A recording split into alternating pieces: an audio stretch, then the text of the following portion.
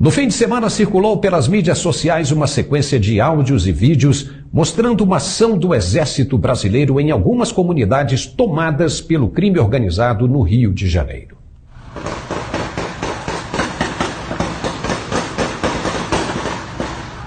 O material foi usado para ilustrar a tese de como será a reação dos militares caso as facções criminosas resolvam descer os morros para retaliar uma eventual tomada de decisão por parte do governo federal.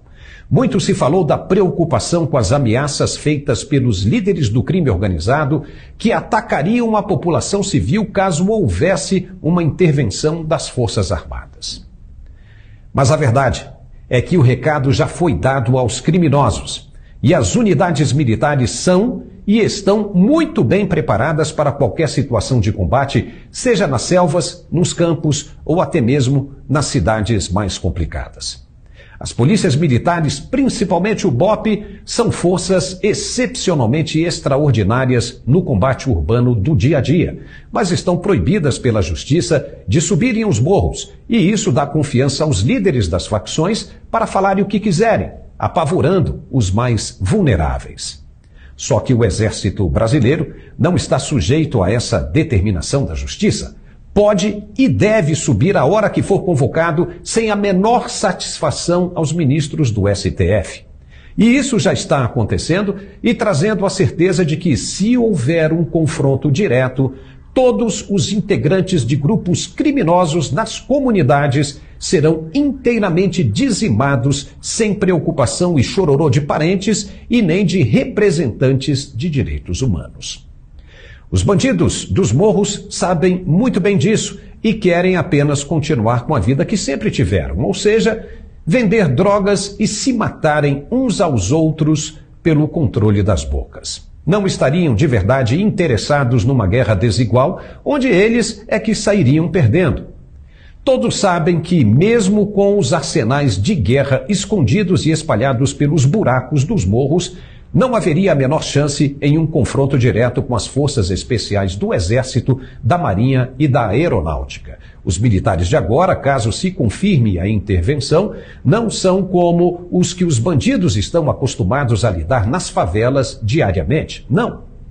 Qualquer iniciativa deles de resistência ou atentado contra a população civil representará, sem sombra de dúvidas, o fim definitivo das facções. Lembra quando uma pequena amostra foi dada no Morro da Vila Cruzeiro em 2010? Os caras saíram desesperados, sem rumo, deixando tudo para trás. Imagine agora com a elite das Forças Armadas. O curioso é que a ação nos pontos vulneráveis já está acontecendo e nenhuma rede da grande mídia cobriu o assunto. Está todo mundo calado. Ninguém nem se pergunta por que os militares estão em movimento pelas cidades brasileiras. Está todo mundo segurando o fôlego. Não houve sequer um questionamento ao ministro da Defesa pelos próprios governadores. Enquanto isso, no fim de semana em Brasília, os índios ocuparam o aeroporto e o maior shopping center da cidade. O movimento deles cresce a cada dia com a adesão de outras tribos. Aí o problema se agrava de vez. Ninguém pode mexer com eles, ninguém. Se tocarem em um índio desses, a notícia vai correr o mundo e é tudo que as autoridades de esquerda não querem. Mas a paciência dos pajés está se esgotando e eles admitem o uso da força bruta para fazer cumprir o que estão demandando.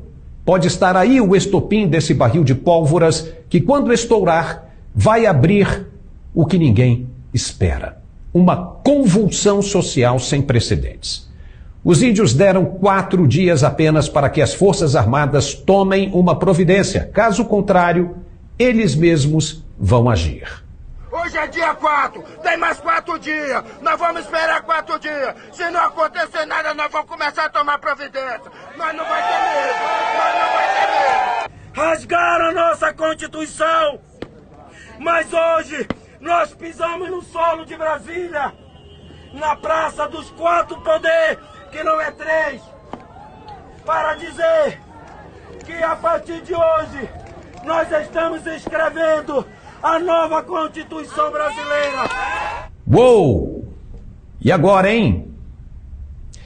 No fim de semana também, Lula deu entrevista em Brasília dizendo que ainda não tem nome algum para ocupar os ministérios e afastou completamente o nome de Gleisi Hoffmann para qualquer cargo além de presidenta do PT.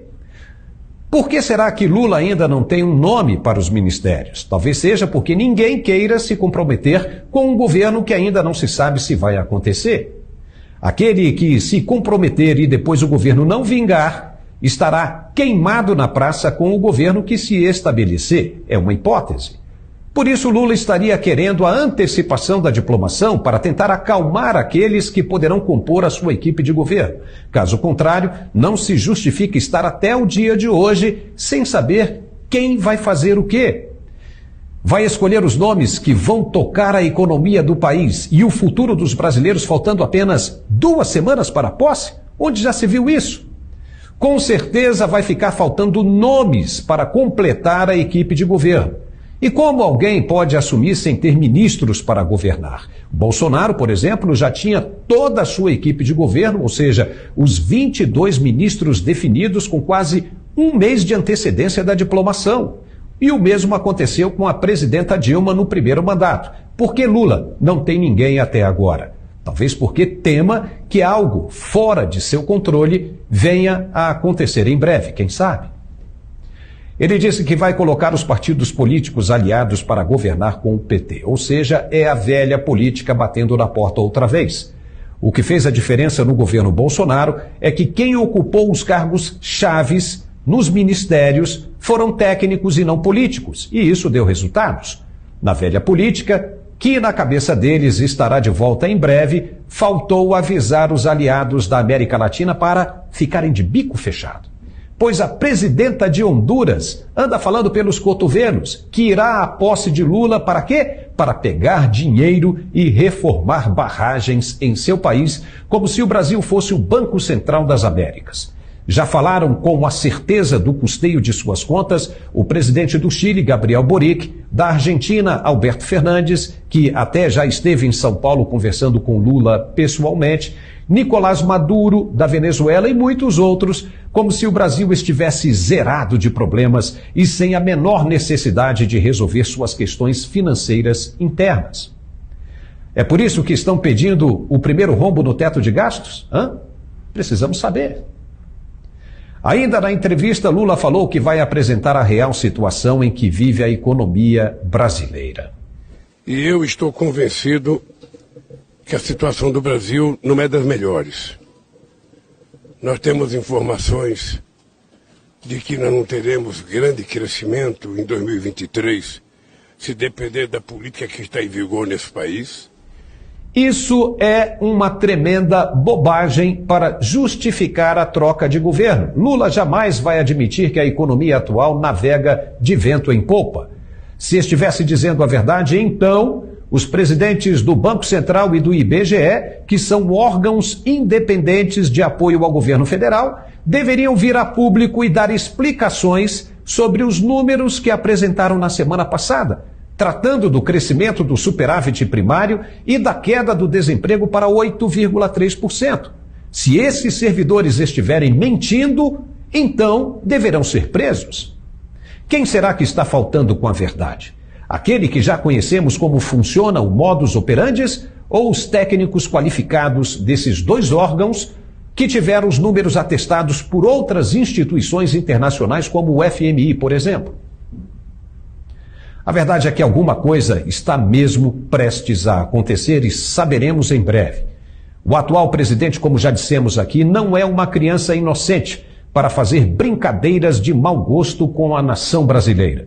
Manda recados e fotos enigmáticas e vemos a movimentação das forças pelas principais cidades do país sem que absolutamente ninguém quebre o silêncio. O povo acredita e, ao que parece, deverá ser recompensado pelo esforço que está fazendo. Se fosse para ser diferente, alguém já teria vindo a público e reconhecido a derrota oficialmente, até mesmo para mostrar respeito a quem acreditou nas mensagens enviadas. Mas isso aconteceu? Não. Então significa que o juiz ainda não apontou para o centro do gramado. Quai, seu app de vídeos curtos.